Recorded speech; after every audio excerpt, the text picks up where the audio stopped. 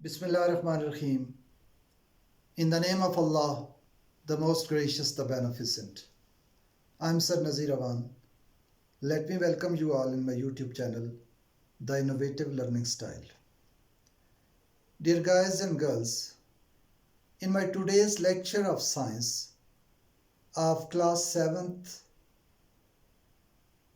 the unit I'm going to discuss is unit number 6, the structure of atom. Dear guys, इस unit में हम आपको detail से बताएंगे कि एटम क्या है. So let's explain it. Dear guys, आज का यूनिट शुरू करने से पहले मैं समझता हूँ कि आपको साइंस की डेफिनेशन करवा दूँ. What is science? जैसा कि आप देख सकते हैं, science is the branch of knowledge that is obtained through observations and experiments. यानी साइंस इल्म की वो शाख है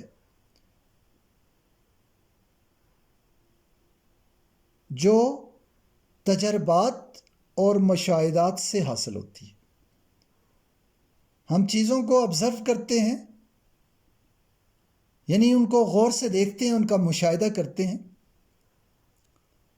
और फिर कुछ काम हम खुद करके देखते हैं जिसे तजर्बा या एक्सपेरिमेंट कहते हैं.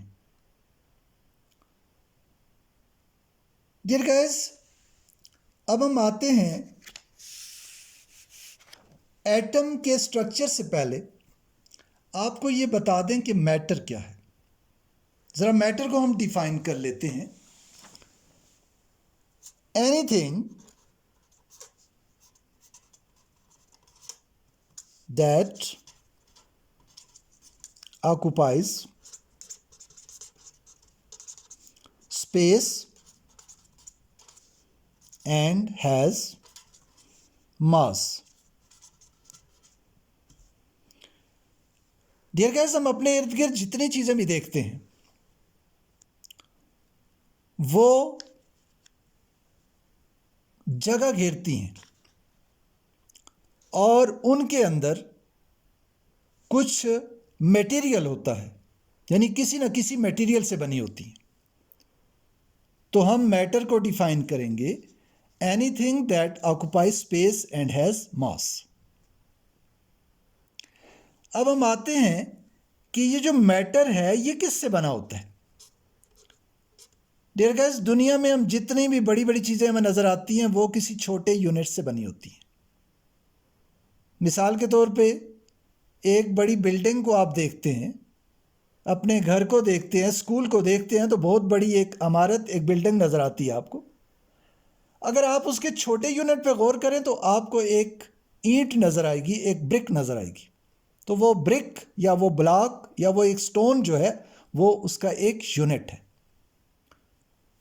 तो अब जो मैटर है उसका यूनिट क्या है, यानी सबसे वो छोटी चीज़ क्या है जिससे मिलके मैटर बनता है, तो वो है एटम. अब सबसे पहले एटम का जो कॉन्सेप्ट दिया वो ग्रीक साइंटिस्ट ने दिया, और ये वर्ड एटम ग्रीक लैंग्वेज का वर्ड है. एटम निकला है एटमस से, और एटमस के मानी है इनविजिबल थिंग, यानी ऐसी चीज़ जो हम मज़ीद छोटी नहीं कर सकते, उसको मज़ीद हम डिवाइड नहीं कर सकते. लेकिन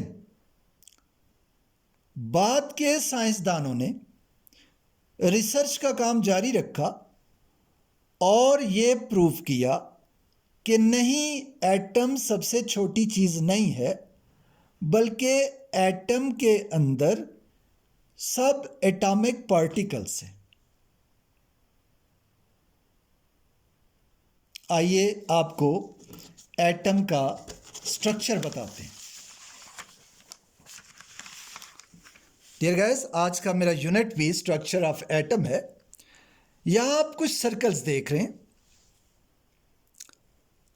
अब अगर हम इस पे गौर करें तो इसमें दो पार्ट्स हैं, एक ये अंदर वाला पार्ट है और एक इसके गिर्द कुछ सर्कल है। ये अंदर वाला पार्ट जो है इसको हम न्यूक्लियस का नाम देते हैं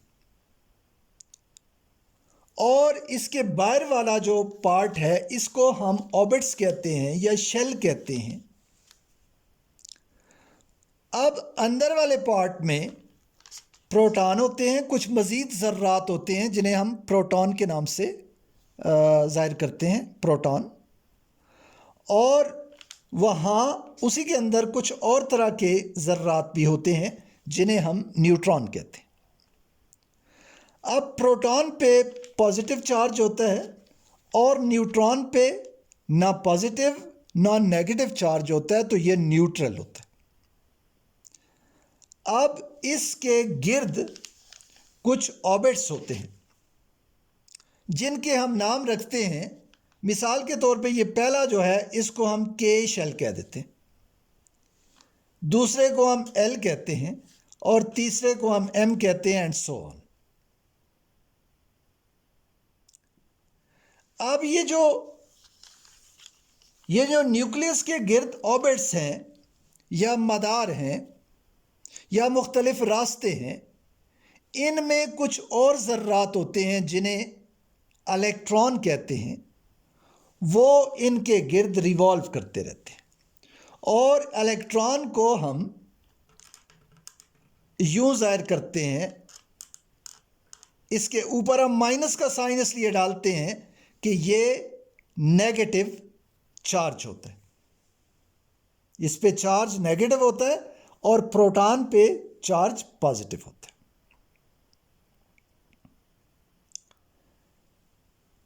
अगला टॉपिक हम देखते हैं कि हम कैसे फाइंड करेंगे कि इसके शेल में नंबर ऑफ इलेक्ट्रॉन्स क्या हैं।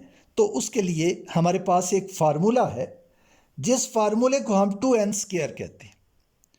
यहाँ n जो है ये नंबर ऑफ शेल है, नंबर ऑफ शेल n को ज़ाहिर करता है। तो हम इस फार्मूले को यूज़ करते हुए हम आसानी से मालूम कर सकते हैं कि एक एटम के अंदर उसके एटम के जो गिर्द जो मदार हैं, जो शेल हैं, उनमें हर शेल में कितने कितने इलेक्ट्रॉन होते हैं। आइए देखते हैं।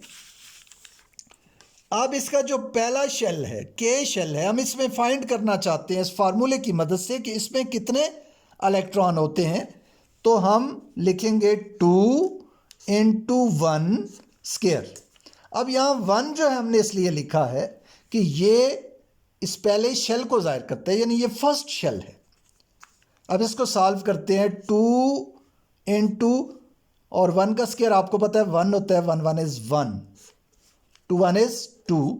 तो इसका मतलब ये हुआ कि ये जो पहला शेल है इसके अंदर नंबर ऑफ इलेक्ट्रॉन्स 2 है। अब हम आगे आते हैं। जो दूसरा शेल है एल शेल, इसमें हम फाइंड करना चाहते हैं कि इसमें कितने होते हैं। तो उसी तरह हम लिखेंगे 2 × 2²। 2 × 2 2s are 4 और 2 4s are 8। तो इसका मतलब ये है कि जो एल शेल है इसमें जो नंबर ऑफ इलेक्ट्रॉन्स हैं वो 8 होते हैं।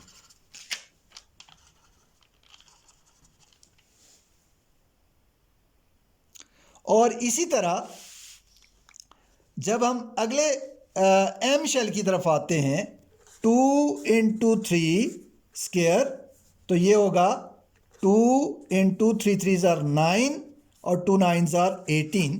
तो इस तरह आखिरी इसका जो एम शेल है उसमें नंबर ऑफ इलेक्ट्रॉन्स 18 होंगे।